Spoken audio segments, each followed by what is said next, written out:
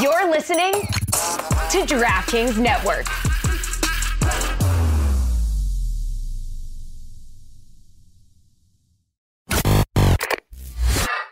Happy New Year. What you're getting right now is a taste, just a taste, of a share and tell that I love. This is one of my favorites, at least. You're not going to get the whole thing here. You have to go to Pablo Torre Finds Out, the podcast feed, or our YouTube channel for the rest of it. But this is Dan, and this is Mina, and this is me, and a surprising dose of Chris Cote as a bit of a tease for you. And also, by the way, on yesterday's episode on Pablo Torre Finds Out, we have John Skipper telling us what it was like to testify in a federal trial about FIFA bribery. It's really good. It's an insane look behind a series of locked doors. So that's all over there. But for now, please enjoy. So I read this article in the New York Times. The headline is, and this will get people to read, they sold everything to go on a 3-year cruise. How it all unraveled. Excellent headline writing by the New York Times. And then I start to read the story because I can imagine in the dystopian last 3 years that there are a lot of people who have had thoughts about how do I get away from everything? How do I remove myself from the dark realities that surround us and create all this anxiety? So I've seen 9-month cruises, and now I see the 3-year cruise. And before I get started, because I don't know how Mina feels about cruises or Pablo, but neither one of you strike me as cruise people.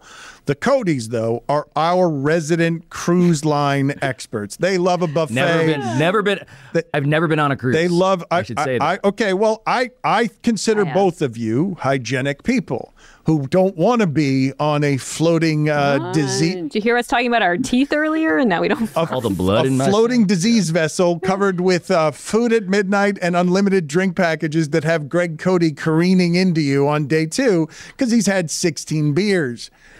But Chris Cote is a cruise aficionado. And what is, Mina, your cruise history? Because my brother, keep in mind, my brother was always going on cruises. My brother traveled the world, saw the world, sold art on cruise ships, very difficult profession, saw the world and thought it was the greatest. Like, yeah, massages. Yes.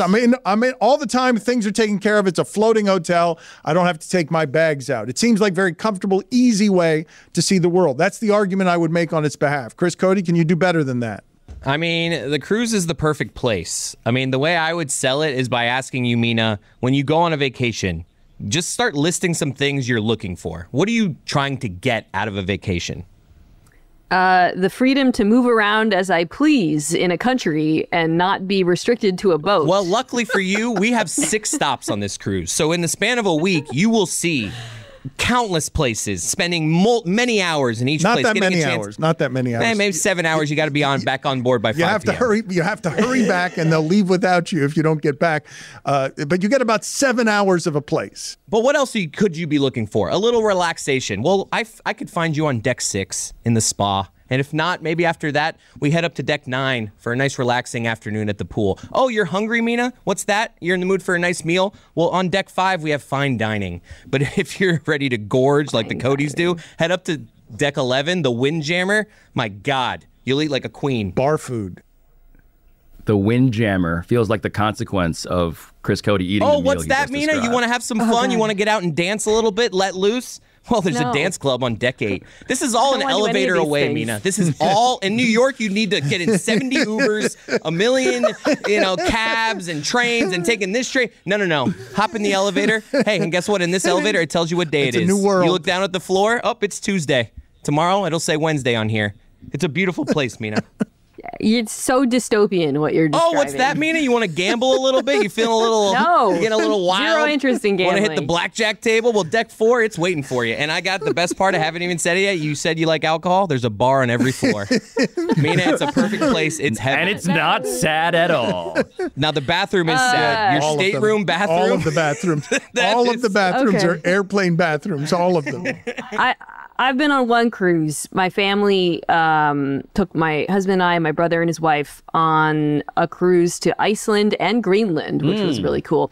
But it was a little bit unique. It was like a National Geographic cruise. Were you going for the Northern Lights? Were you trying to do some Aurora Borealis? Northern Lights. Nice. Greenland was unbelievable, like Mars. It was I want to do that. Really interesting.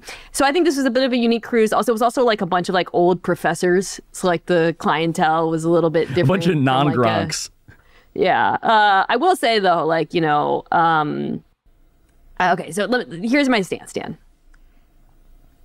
Old Mina, this is the worst. I didn't like the cruise or the concept of a cruise for the same reason that I don't like Vegas. I hate having my food, my enjoyment chewed up for me and then spat into my mouth. I like to make my own choices. I like to have freedom of movement. I like to pick out restaurants on my own. I don't want everything planned for me in the way that a cruise does for its patrons. I also get a little seasick. I'll throw that out there too. But you get to pick, Mina. You get to pick when you go to deck 8. Between when like you go to deck 6. You get to choose it. Okay. And then Chris, I said, however. Are you in the mood for bingo? There's a we got that on There's a roller coaster in a game room around here somewhere. However, really feeling frisky. And I'll quote Chris on this. I have a child. And now the idea of being able to foist that child upon people and have everything all set up for the presence of the child and everything being made easy for me, especially as he gets older, has appeal now in a way that it did not before. It's like how Disney, everything is easy for you. Everything is laid out for you. I used to know, I'm like, I don't want to be challenged on vacation. I want my entertainment chewed up and spat into my mouth. I want my child taken care of. I want options for him so that I don't have to think of them. I don't want to think. I don't use my brain anymore. My brain is compromised in a way that it wasn't before. So put me on a cruise as long as there's like a kid's place, and I will happily spend my vacation Unlimited soft serve ice cream. I'll take it. Now I should point out that this particular story, while we got derailed by just our love or lack of love for cruise ships, this particular story is selling your home, uprooting yourself, and getting involved in a scam that, not surprisingly, has a lot of tentacles in Miami, with the idea that it's almost impossible to get a ship to function as a 3-year economy, but you have to pay for it on the front end. And some people sold their home and now can't get out of this situation because they've been defrauded, because they can't actually put together a 3-year cruise, even a 9-month cruise, which is being done by someone here locally. I don't know whether it's Royal Caribbean or Norwegian, but a 9-month cruise is pretty hard. And all of this, by the way, as the cruise industry takes an unholy beating during the pandemic, because one of the risks involved is if you go out to sea, you might stay there if a country has another virus problem and be out there for 3 years, whether you want to be or not, because you can't get back to American citizenship at a turbulent time. So your thoughts there on the craziness of selling your home in the dream of, well, I'll just float around for 3 years. Well, it's part of I think a human instinct is to want to see the world. Right? Like it goes back centuries, like the Grand Tour. You would go to another continent, you would see as much as you could, because what it means to be human is to explore the planet that we have dominion over.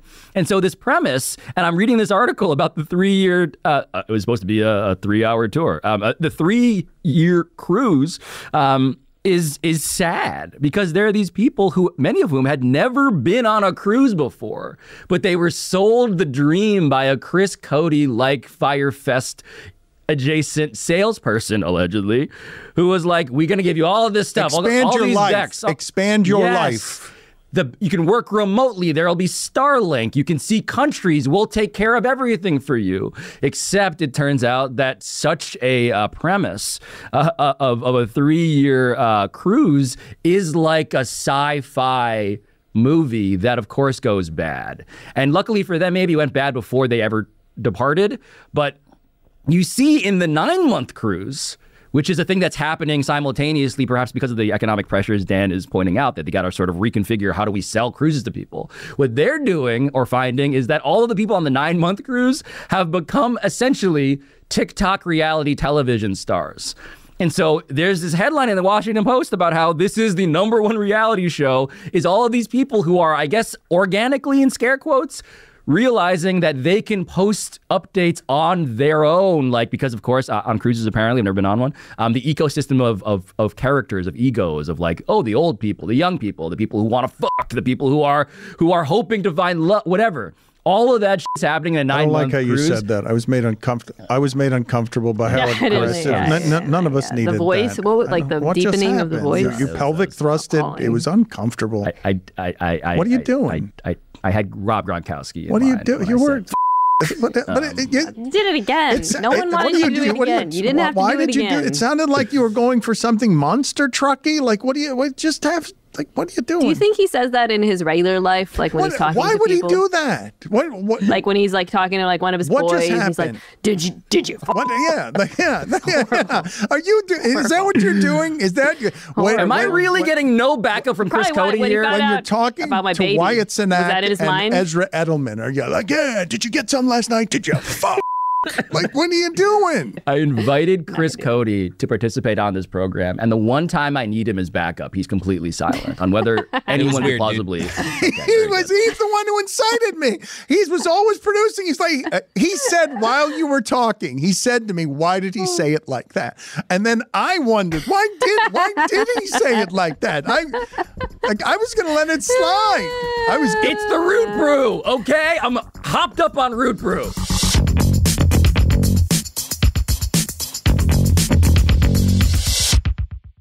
Okay, there's a lot more than that over on our YouTube channel at Pablo Torre Finds Out, or our podcast feed. Truly exclusive and invasive Mina Kimes teeth content. That's not a metaphor. That's actually what you'll get. So see you over there.